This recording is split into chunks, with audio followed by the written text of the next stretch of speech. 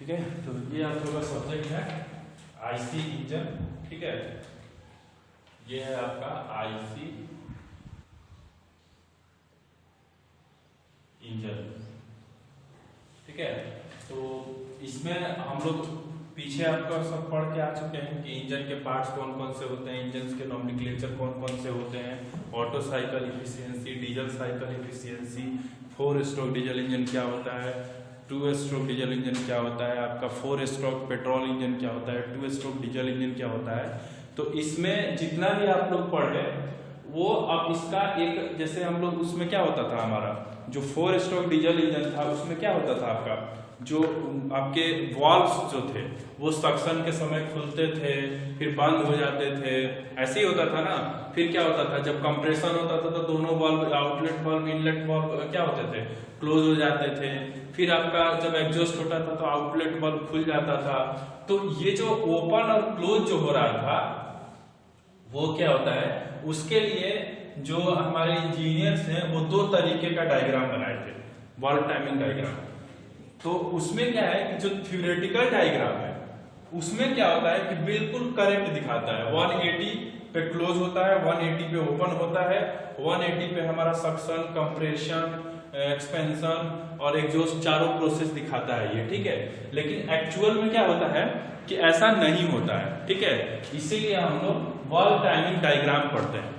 ठीक है, क्योंकि देखो जो हमारा वाल्व है, जो वाल्व है एकदम से खुलना एकदम से बंद नहीं होता है, वो धीरे धीरे खुलता है और धीरे धीरे बंद होता है, यानी उसमें टाइम लगता है। ठीक है, कुछ सेकंड का ही टाइम लगता है लेकिन लगता है।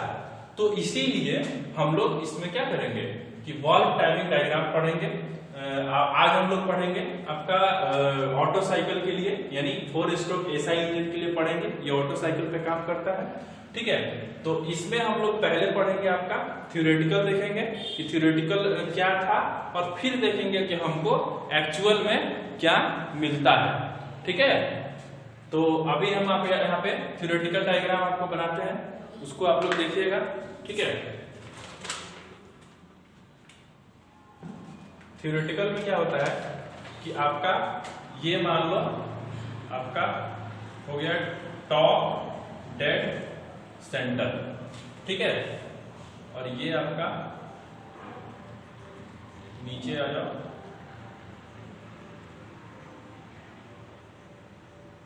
ये हो गया आपका बॉटम, डेड, सेंटर। दो ही था हमारे पास, एक टॉप डेड सेंटर था और एक बॉटम डेड सेंटर था। तो इसमें क्या था कि मतलब जो हमारा 4 स्ट्रोक था इसमें हमारा क्रैंक शाफ्ट जो था वो 2 बार रोटेशन करता था, यानी 360 और 360 2 बार हुआ ना, तो 720 डिग्री तक करता था रोटेशन। लेकिन जो हमारा जो 2 स्ट्रोक था वो क्या था, केवल 360 में ही हमारा पावर जनरेट हो जाता था। लेकिन इसमें क्या होता है, आपका 2 बार रोटेशन करने के बाद आपको पावर जनरेट होता है, यानी आपको इसमें क्रैंक शाफ्ट 2 रिवोल्यूशन में आपको पावर देता है। तो इसमें हम लोग बस यही देखेंगे कि हमारा क्रैंक शाफ्ट को रोटेशन पे या कैसे हमारा वाल्व जो है वो कैसे कंट्रोल होता है। ठीक है, इसमें वाल्व का टाइमिंग देखेंगे कि कितने कब कैसे होता है। तो देखिए एक्चुअल वाला पहले बनाते हैं हम। तो एक्चुअल में मान लो यहां से शुरू हुआ आपका, यहाँ पे जब आपका इनलेट वाल्व जो है ओपन है, मान लो इनलेट वाल्व क्या है आपका ओपन है, तो आपका यहां से 180 तक क्या होता था, दिखाया था ना उसमें 180 तक क्या होता था, जो क्रैंक 180 तक रिवोल्यूशन होता था। तो इस प्रोसेस में क्या होता था, आपका सक्शन होता था। देखो इसमें क्या होता था आपका, जब ये रोटेट होता था आपका, तो ये आपको होता था सक्शन, दिखता है, ये आपका होता था सक्शन। ठीक है, अब जब 180 पे सक्शन होता था तो फिर यहाँ पे क्या होता था, आपका इनलेट वाल्व जो होता था वो क्लोज हो जाता था, इनलेट वाल्व क्लोज। जैसा कि हम लोग पढ़े थे कि सक्शन में क्या, एंड ऑफ सक्शन में हमारा इनलेट वाल्व क्लोज हो जाता, दोनों वाल्व क्लोज होता था। अभी आउटलेट भी होगा। ठीक है, इनलेट वाल्व क्लोज हो जाता था, अभी मैं बताऊंगा जब पहुंचूंगा तो। ठीक है, तो इनलेट वाल्व क्लोज हो जाता था क्योंकि जो आने वाला था आपका जो कंप्रेशन था वो क्लोज हो जाता था। और चूंकि हमारा जो एग्जॉस्ट वाल्व था वो अभी मैं बताऊंगा। पहले देखो इनलेट वाल्व क्लोज हो गया, अब फिर 180 डिग्री रोटेट करो। ठीक है, तो इसमें सक्शन में जो आपका था चार्ज अंदर आ गया फ्यूल, अब आपको 180 डिग्री जब रोटेट किए हम लोग इसको, तो ये हमारा हुआ कंप्रेशन। ठीक है, ये हमारा कंप्रेशन हुआ, ये हमारा कंप्रेशन हुआ। ये हमारा क्या हुआ, 180 क्रैंक मुड़ा तो सक्शन हुआ, फिर 180 रोटेट हुआ तो हमारा कंप्रेशन हुआ। और यहां पे क्या हुआ आपका, देखिए यहां कंप्रेशन हुआ तो आपका एंड इसमें आपका क्लोज है वॉल्व। ठीक है, अब क्या होगा कि जब कंप्रेशन के बाद फिर 180 डिग्री रोटेट करेगा तो क्या होगा, आपका एक्सपेंशन होगा। ये देखो फिर 180 डिग्री रोटेट करो तो ये आपका एक्सपेंशन होगा, और फिर 180 डिग्री रोटेट होगा तो आपका एग्जॉस्ट होगा। ठीक है, तो इसमें बिल्कुल 180 डिग्री पे शो करता है ये। ठीक है, ये आपका सक्शन, कंप्रेशन, ये आपका एक्सपेंशन हो जाएगा, एक्सपेंशन, ये आपका हो गया एग्जॉस्ट हो गया, और ये आपका एग्जॉस्ट वाल्व क्लोज हो जाएगा। यहां पे आपका इग्निशन होगा, और यहां पे आपका इनलेट वाल्व क्लोज है पहले से, एग्जॉस्ट वाल्व ओपन होगा, एग्जॉस्ट वाल्व में ओपन होगा।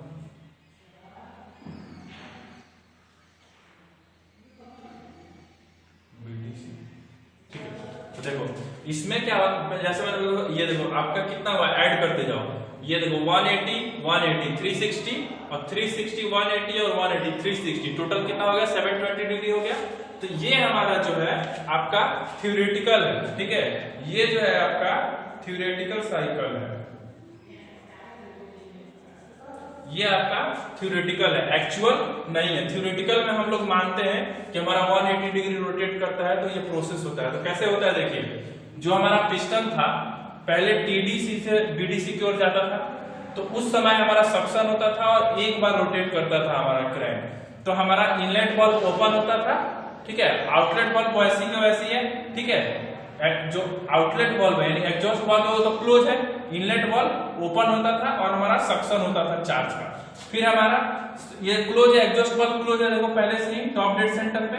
अब जब सक्शन हुआ हमारा, तो हमारा लास्ट में जब 180 डिग्री कंप्लीट हुआ तब हमारा इनलेट वाल्व क्लोज हो गया और हमारा कंप्रेशन हुआ।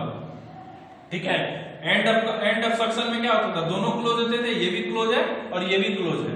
फिर जब हमारा कंप्रेशन होता था तो एंड ऑफ कंप्रेशन में क्या बोलता था, क्योंकि ऑलरेडी दोनों वाल्व क्लोज है, और उसमें क्या होता था, स्पार्क जो है आपका इग्निशन करता था।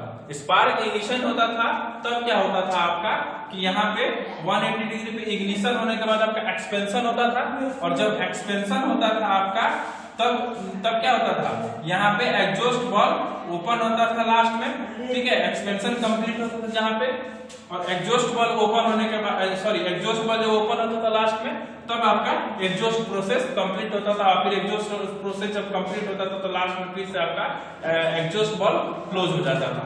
यही साइकिल रोटेट होता रहता था आपका, यही होता रहता था। लेकिन जो एक्चुअल में जो हमारा ये इनलेट वाल्व ओपन होता है, इग्निशन होता है या एग्जॉस्ट वाल्व क्लोज होता है, ये जो है रियल में ऐसा नहीं होता है। ठीक है, रियल में इसमें कुछ टाइम डिले होता है, उसका डायग्राम हम लोग जो एक्चुअल मिलता है वो आपको बताते हैं यहाँ पे कैसे होता है। देखिए ये आपका हो गया top dead centre, top dead centre, यहां से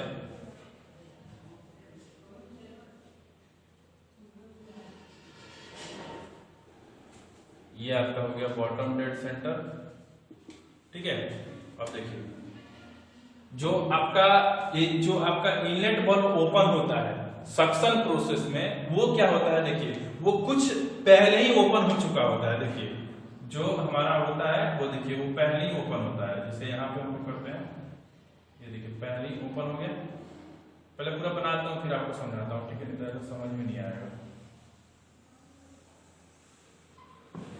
ठीक है, अब देखिए ये जो है आपका इनलेट वाल्व हो गया, इनलेट वाल्व ओपन, यहां से यह हो गया, यहाँ पे आपका इनलेट वाल्व क्लोज। ठीक है, और यहाँ पे आपका आउटलेट वाल्व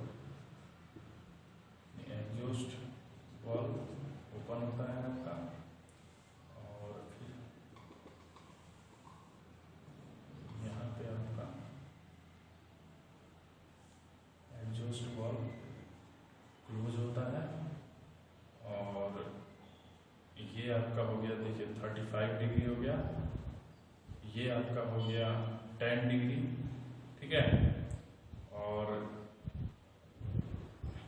ये आपका 20 डिग्री होगा, ठीक है, ये 20 डिग्री होगा, और ये जो है यहाँ पे जहाँ पे कंप्रेशन आपका खत्म होगा, ठीक है, यानी इग्निशन एक तरीके से समझ लो चालू होगा जहाँ पे, ये आपका जो है 35 डिग्री होगा, ठीक है, और ये भी आपका 35 डिग्री होगा, और ये भी 35 डिग्री होगा, ठीक है। अब इसको समझते हैं, देखिए अब इसमें क्या होता है, जो एक्चुअल में हमारा जो डायग्राम मिलता है उसमें क्या होता है कि जो आपका इनलेट वाल्व है वो जब सक्शन हमारा चार्ज एंटर करता है अंदर में, तो जो पिस्टन हमारा टॉप डेड सेंटर से बॉटम डेड सेंटर की तरफ मूव कर रहा होता है, तो उसके पहले ही मतलब अगर जो रोटेशन है वो यहीं पे खुल जाता है, मतलब 20 डिग्री बिफोर ही हमारा इनलेट वाल्व ओपन हो जाता है, ठीक है, यहाँ पे ओपन हो जाता है और यहाँ पे आपका सक्शन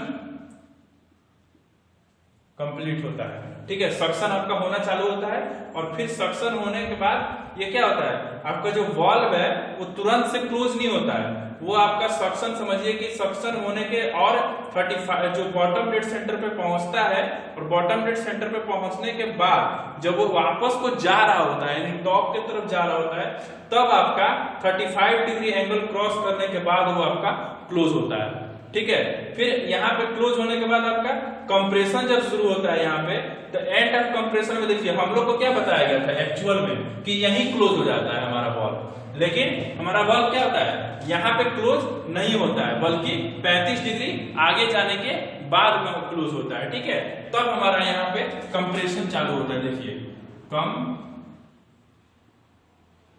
चालू होता है, और फिर इग्निशन क्या बताया गया कि 180 पे जाके आपको मिलता है इग्निशन, लेकिन ऐसा नहीं है, हमारा कंप्रेशन बस इतना ही मिलता है, और इग्निशन फिर यहाँ पे आपको 35 डिग्री बिफोर ही आपको इग्निशन मिल जाता है, यहाँ पे आपको इग्निशन मिल जाता है, ठीक है, यहाँ पे आपको इग्निशन मिल जाता है पहले ही 35 डिग्री बिफोर। लेकिन इसमें क्या कहता है आपको कि इग्निशन जो होता है आपका, यहाँ भी आपका क्लोज है वाल्व, यहाँ पे आपका क्लोज रहता है वाल्व, लेकिन इग्निशन पहले ही मिल जाता है, ठीक है। उसके बाद क्या होता है, आपका इग्निशन होने के बाद दोबारा जब आपको यहाँ पे पावर स्ट्रोक मिलता है, यानी आपको बोलो कि एक्सपेंशन जो मिलता है, जब एक्सपेंशन मिलता है आपको, तो एक्सपेंशन यहीं से चालू हो जाता है आपका, ठीक है, यहीं से एक्सपेंशन होते होते क्या होता है कि ये दोबारा जो आपका जो एग्जॉस्ट वाल्व ओपन होता है, यानी एग्जॉस्ट निकालने के लिए, वो भी आपका ये यहाँ पे नहीं होता है, वो आपको बिफोर ही हो जाता है, मतलब आपका 35 डिग्री बिफोर ही आपका एग्जॉस्ट वाल्व जो है ओपन हो जाता है यहाँ पे, ठीक है, और यहाँ पे आपका एग्जॉस्ट पहले ही निकल जाता है, ठीक है, यहाँ से निकलना शुरू हो जाता है, मतलब यहीं से निकलना शुरू हो जाता है, और उसके बाद भी आपका जो वाल्व क्लोज है वो एकदम से नहीं होता है, बल्कि वो 10 डिग्री क्रॉस होने के बाद, यानी 10 डिग्री टॉप डेड सेंटर के 10 डिग्री आफ्टर क्लोज होता है, ठीक है।